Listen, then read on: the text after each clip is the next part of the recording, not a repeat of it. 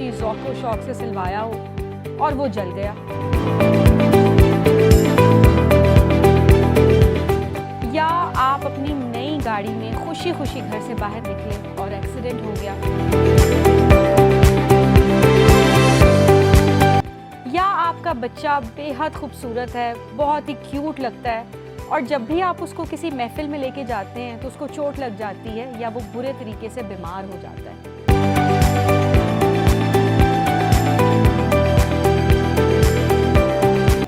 اور پھر آپ کو یہ بات سننے کو ملی ہو کہ نظر لگ گئی ہے۔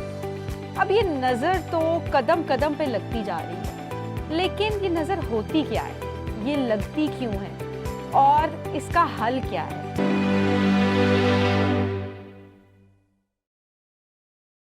نظر، جس کو نظر بد کہا جاتا ہے، اصل میں ایک فوکسڈ بیم آف انرجی ہے۔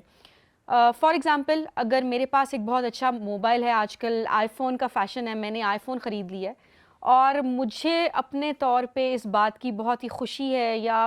مجھے یہ خیال ہے کہ میں نے اپنی قابلیت سے، اپنی محنت سے اس کو خریدا ہے، یہ میری اچیومنٹ ہے، تو میرا دھیان تھوڑے دیر کے لیے اپنے اوپر چلا گیا، اپنی قابلیت پہ چلا گیا، اپنے پیسے کمانے پہ چلا گیا، اور اس بات پہ چلا گیا کہ میری قسمت کتنی زبردست ہے کہ مجھے آئی فون مل گیا ہے۔ تو میں نے تھوڑی سی شوشہ دکھا دی ہے۔ اب جس شخص کے پاس فون نہیں ہے یا جس کے پاس آئی فون نہیں ہے، وہ مجھے حسرت سے دیکھتا ہے، یا اس کو یہ خیال ہی گزر جاتا ہے کہ یار اس کے پاس کتنا اچھا فون ہے، تو لازمی طور پہ میرا کیونکہ فوکس ہٹا ہے اور اس شخص کی بڑی فوکسڈ اٹینشن ہے میرے فون پر، تو میرا فون گر جائے گا، میں اس کو چارجنگ پہ لگاؤں گی اور کرنٹ زیادہ آ جائے گا اور فون بلاسٹ کر جائے گا، اور پھر اس کے بعد میں سوچنے بیٹھ جاؤں گی کہ میرا نیا فون تھا، اس کو نظر کیسے لگ گئی۔ اصل میں تو تھوڑی دیر کے لیے میرا دھیان بھی اللہ سے ہٹ گیا، اور میں نے کہیں نہ کہیں اس فون کا صدقہ بھی نہیں دیا۔ اب فون کا صدقہ کیسے دیا جائے؟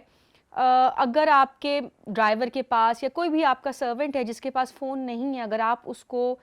نیا فون لے دیتے ہیں، کوئی سستا فون لے دیتے ہیں، یا اپنا پرانا فون ہی اس کو استعمال کے لیے دے دیتے ہیں، تو یہ بھی اس فون کا صدقہ ہے، یا کسی بھوکے کو کھانا ہی کھلا دیتے ہیں تو یہ بھی صدقہ ہے۔ تو اس طرح سے آپ اپنی اس چیز کو محفوظ کر سکتے ہیں۔ اسی طرح سے انسان کو پتہ تو ہوتا ہے کہ میرے پاس ایک اچھی چیز ہے، جیسے آپ اپنی اولاد کو دیکھتے ہیں اور آپ کو یہ خیال گزر جاتا ہے کہ ہائے میرا بچہ کتنا پیارا ہے، بچہ اسی وقت ہی صوفے سے گرتا ہے اور چوٹ لگوا لیتا ہے، اور پھر الزام ہم دوسرے لوگوں پہ دے رہے ہوتے ہیں، حالانکہ ہم ماشاءاللہ نہیں کہتے، یا ہم یہ نہیں سوچتے کہ یہ بچہ مجھے جس نے دیا ہے یہ بے شک ہے تو بہت پیارا، لیکن اس کی صحت میرے کنٹرول میں نہیں ہے، اس کی عمر اس لمبی ہو، یہ زیادہ زندہ رہے، اس کی زندگی میرے کنٹرول میں نہیں ہے، اور کہیں نہ کہیں آپ اللہ تعالیٰ کی عاجزی میں رہتے ہیں کہ اللہ تعالیٰ نے مجھے یہ انعام دیا ہے، اور بچے کا صدقہ خیرات نکالتے رہتے ہیں، تو پھر جو آپ کی انرجی ہے اب وہ اللہ کی انرجی بن گئی ہے، کیونکہ آپ کا دھیان جو ہے وہ اللہ کی طرف ہے کہ اس نے مجھے یہ دیا ہے اور یہ وہ اس کا مالک ہے، تو پھر کسی عام شخص کی اس کو نظر نہیں لگے گی۔ اسی طرح سے کبھی آپ نے اس بات پہ غور کیا ہے کہ ہم کس طرح سے کوئی بکرا یا کوئی مرغی اس کو ذبح کرتے ہیں اور ہم اس چیز کو اپنا حق سمجھتے ہیں کہ بھئی میں نے پیسے لگائے ہیں، میں نے اس کو خریدا ہے، اب میرا تو حق بنتا ہے کہ میں اس پہ چھری پھیروں اور اس کو کھا جاؤں، تو وہ جانور یا وہ مرغی ہمارے لیے حلال کیسے ہو گئی؟ وہ ہم پہ جائز کیسے ہو گئی، یا یہ ہمارا حق کیسے بن گیا کہ ہم کسی بھی اللہ کی مخلوق کو چھری پھیریں؟ کیا اس کی کوئی فیملی نہیں ہے؟ کیا اس کے بچے نہیں ہیں؟ تو وہ کیوں کر ہمارے آگے اپنے آپ کو پیش کرے؟ جیسے خواتین کا ایک سلوگن بڑا مشہور ہے، میرا جسم میری مرضی، تو واقعی یہ جسم ان کا نہیں ہے، اور یہ جسم مردوں کا بھی نہیں ہے کہ وہ اس کے آگے پیش کرتی پھریں، لیکن شادی ہوتی ہے، میاں بیوی ایک ساتھ رہتے ہیں، لیکن ان کے درمیان ایک کمٹمنٹ ہوتی ہے شادی کی، اگلی نسل چلانے کی، اولاد کی ذمہ داری اٹھانے کی، یہ ساری ریکوائرمنٹس مرد کی ہیں، مرد کو ضرورت ہے اس سب چیز کی، اور اگر آپ سورہ نساء کو پڑھیں تو اس میں اتق اللہ کا ورڈ استعمال کیا گیا ہے، وہ بھی اسی چیز کی نشاندہی کرتا ہے کہ ایک مرد اور عورت اللہ کے نام کے اوپر ایک ہوتے ہیں اور اپنے آنے والی نسل کو پالنے کی ذمہ داری اٹھاتے ہیں۔ ہم لوگ اسی لیے مغربی سوسائٹی سے ڈیفرنٹ ہیں، مغرب میں یہی کام ہو رہا ہے، اور اگلی نسل کو اللہ کے نام پر اس کی تربیت کرنا، اس کو پالنے پوسنا، اس کی ذمہ داری اٹھانا نہیں انہوں نے اپنے طرز زندگی میں شامل کیا ہوا تو وہ سب زنا بن جاتا ہے. اور یہی کام جب آپ اللہ کے نام پر کرتے ہیں, اس کی حیا رکھتے ہیں, تو پھر یہ جائز ہے اور یہ کائنات کی سب سے بڑی عبادت بن جاتا ہے. اسی طرح سے جب آپ کسی جانور کو ذبح کرتے ہیں یا شکار ہی کرتے ہیں, کسی کو گولی مارتے ہیں کسی جانور کو شکار کی نیت سے, تو تب بھی آپ تکبیر کہتے ہیں. جب آپ اس پہ چھری پھیرتے ہیں تب بھی آپ تکبیر کہتے ہیں. اور جانور بھی اپنے آپ کو پیش کرتا ہے کہ میں اس انسان, حضرت انسان جو ہے, ان کے انڈر ہوں, اور اللہ تعالیٰ نے, آپ نے مجھے یہ حکم دیا ہوا ہے کہ ان کو سجدہ کرنا ہے, ان کو ماننا ہے. اور وہ بھی یہ ٹو وے ہے, اور وہ بھی بڑے میوچولی اپنے آپ کو پیش کر دیتا ہے کہ ہاں ٹھیک ہے یہ مجھے کھا لیں. تو وہ بھی قربانی کے لیے اپنے آپ کو پیش کرتا ہے, اور پھر ہم بھی اللہ کے نام پہ جب اس پہ چھری پھیرتے ہیں اور اس کو کھاتے ہیں کہ اب ہماری یہ ضرورت ہے, تو پھر یہ ہمارے لیے حلال ہو جاتا ہے. اسی طرح سے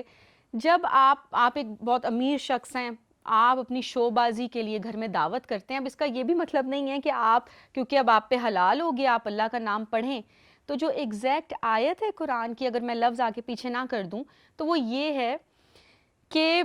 تم پر جو چیزیں حلال کر دی گئی ہیں ان کو کھاؤ, لیکن مجھے اسراف پسند نہیں ہے. تو آپ گھر میں دعوت کرتے ہیں, آپ 6 مرغیاں آپ نے ذبح کر لی ہیں, اور پھر ہم یہ بھی دیکھتے ہیں کہ وہ نالیوں میں کھانا جو ہے وہ ضائع ہو رہا ہوتا ہے, وہ ایسے ہی ویوز میں نہیں آتا. تو آپ نے جو اپنی شان دکھائی ہے, اصل شان والا کون ہے؟ وہ تو اللہ کی ذات ہے. تو آپ نے تو جھوٹی شان و شوکت دکھائی ہے. تو پھر جب آپ اس طرح کا کوئی کام کریں گے جس میں آپ خود مغرور ہو گئے ہیں, یا آپ کو یہ لگ رہا ہے کہ بھئی میرے پاس تو بہت پیسہ ہے اور میں نے دعوت کی ہے تو پتہ لگنا چاہیے کہ چودھریوں کے گھر کا کھانا تھا, تو وہ تو آپ نے اتنا زیادہ اسراف کر لی ہے اور پھر وہ ویسٹ چلا گیا ہے, تو پھر آپ کی اس سوچ کو ضرور منفی نظر لگے گی. آپ کی اس سوچ کو کسی کی ترسی ہوئی نگاہیں ضرور دیکھیں گی کہ اللہ تعالیٰ ہمارے گھر میں تو کھانا نہیں تھا اور انہوں نے اتنا کھانا ضائع کر دیا. اور پھر وہ شخص اللہ تعالیٰ سے شکوہ کرے گا کہ اللہ تعالیٰ مجھے کیوں نہیں نوازا آپ نے, میرا کیا قصور تھا. تو شیطان جو ہے وہ دونوں طرح سے اس شخص کے اندر پراؤڈنس, تکبر یا مغرور اس کو کر دے گا, وہ خیال اس کو گزر جائے گا. اور یہاں پہ جو ڈپرائیوڈ شخص ہے, جس کو یہ نعمت نہیں ملی ہوئی, اس کو بھی یہ خیال گزر جائے گا کہ اللہ تعالیٰ اس کو دیا اور مجھے نہیں دیا. تو آپ کو پھر نظر لگ جائے گی, اور یہ والی نظر زیادہ جلدی لگے گی, اور بہت جلد پھر آپ کو نقصان اٹھانا پڑے گا. آپ کے پاس مرسیڈیز ہے, آپ کے پاس BMW ہے, اور آپ ایک شادی پہ گئے ہیں, واپسی پہ آپ نے دیکھا ہے کہ آپ کی بزرگ پھپھو یا کوئی بھی ایسے غریب رشتہ دار کھڑا ہوا ہے جس کے پاس کنوینس نہیں ہے, اور آپ بڑے ریس دے کے بڑے فخر سے گزر گئے ہیں کہ بھئی ہمارے پاس تو BMW ہے. تو اگلے ہی چوک میں آپ کا چالان ضرور ہوگا. یہ چالان بھی ایسے ہی نہیں ہوتے, کبھی غور کریے گا کہ آپ کا چالان ہوا کیوں ہے. کہیں آپ کو یہ خیال تو نہیں گزر گیا کہ دیکھیں میرے پاس گاڑی ہے, بائک والے کو دیکھ کے آپ نے یہ سوچ لیا ہے کہ ہاں بائک والے. تو اگر آپ کے پاس BMW بھی ہے, آپ کے پاس بائک ہے, آپ کے پاس سائیکل ہے, تو آپ کو ہمیشہ یہ خیال رہے کہ اللہ تعالیٰ دیکھیں کہ کچھ لوگ پیدل بھی تو جا رہے ہیں, تو تھینک یو آپ نے مجھے یہ نعمت دی ہے. کیونکہ جگہ ٹیکس جو ہے وہ لینے والے تو آ جاتے ہیں, پھر چلان تو ہو جاتا ہے, پھر وہ پیسے کہیں نہ کہیں بھرنے پڑ جاتے ہیں. تو اس لیے یہ بھی ایک صدقہ ہے کہ اگر آپ کے پاس کوئی اچھی سواری ہے تو آپ کسی ضرورت مند کو لفٹ ہی دے دیں, تو اس طرح کا بھی آپ صدقہ نکال سکتے ہیں. باقی یہ ہے کہ اب اس سب کا سلوشن کیا ہے. جو ہماری منفی سوچ ہوتی ہے نا, ہمارے اندر دونوں طرح کی کلاشنکوف موجود ہے. آپ اسی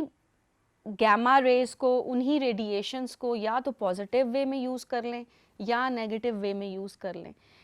جیسے ہی آپ وہ ایٹم جو ہے, اس ریڈیشنز جو ہیں, تابکاری شعاعیں جو ہیں, وہ نیگیٹیوٹی کی طرف جائیں گی, نیگیٹیو ریز پروڈیوس کریں گے, تو وہ ہٹ کرے گی انرجی. اور کسی کی انرجی, نیگیٹیو انرجی, نظر بد سے بچنے کا سلوشن کیا ہے؟ عاجزی میں رہیں, شکر گزاری میں رہیں, صدقہ خیرات دیتے رہیں, اور دھیان ہمیشہ اللہ کی طرف رکھیں کہ میری کوئی قابلیت نہیں تھی, اچھا میرے پاس جہاں سے بھی مجھے ملا ہے, جو کچھ بھی میرے پاس آج اچھی چیزیں جو ہیں, وہ سب اللہ کی طرف سے ہیں, اس کی بدولت ہیں, ورنہ میں کچھ بھی نہیں ہوں. تو پھر آپ کو نظر بد نہیں لگے گی.